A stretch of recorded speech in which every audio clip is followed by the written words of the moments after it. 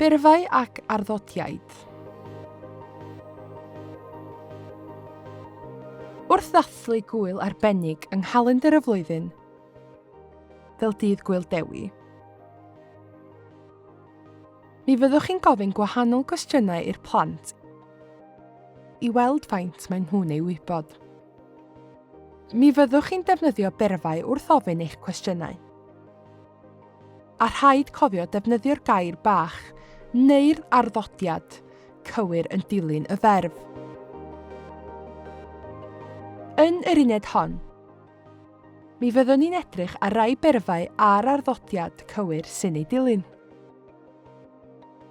Dyma nhw. Cofio am. Meddwl am. Dweud wrth. Edrych ar. Gwrando ar. Dewch i ni edrych ar y patrymau yma. Yn gyntaf, cofio am. Sef to remember about yn Saesneg.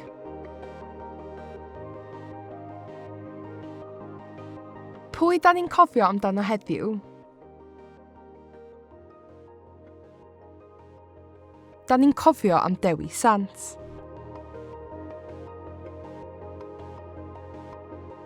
Cofiwch, pan da chi'n defnyddio rhagenw, pronoun, fel fo, yn lle defnyddio enw person, rhaid i chi newid am, fel yn yr enghraifft yma.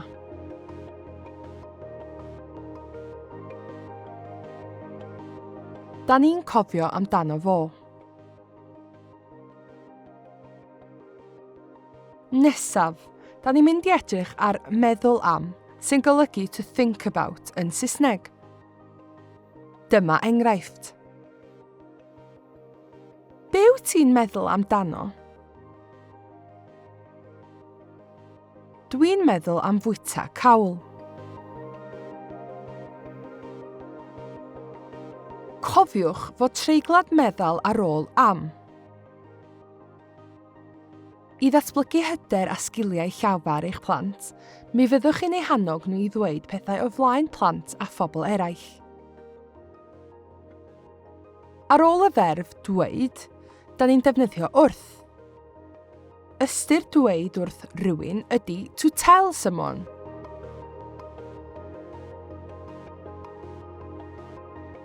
Dyma rai enghreifftiau o frawddegau. Dwi isio dweud rhywbeth wrth bawb.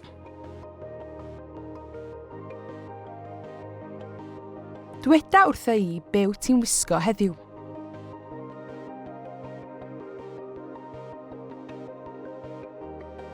Be am y ferf edrych? Da ni'n defnyddio ar ôl y ferf hon. Dyma enghreifftiau.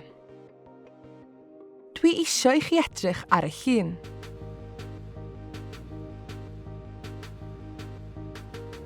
Da chi wedi edrych ar eich hun yn ofalus?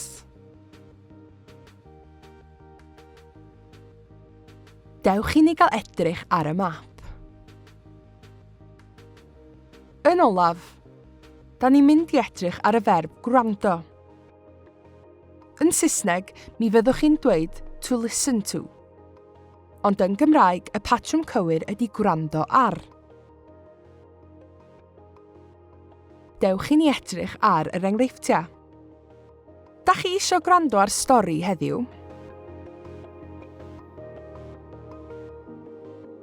Gwrandewch yn astyd ar hanes bywyd Dewi Sant.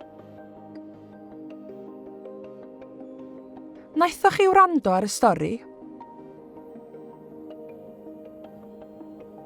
Meddyliwch am fwy o enghreifftiau medrwch chi eu defnyddio efo'r plant i fodelu'r patrymau cywir iddyn nhw.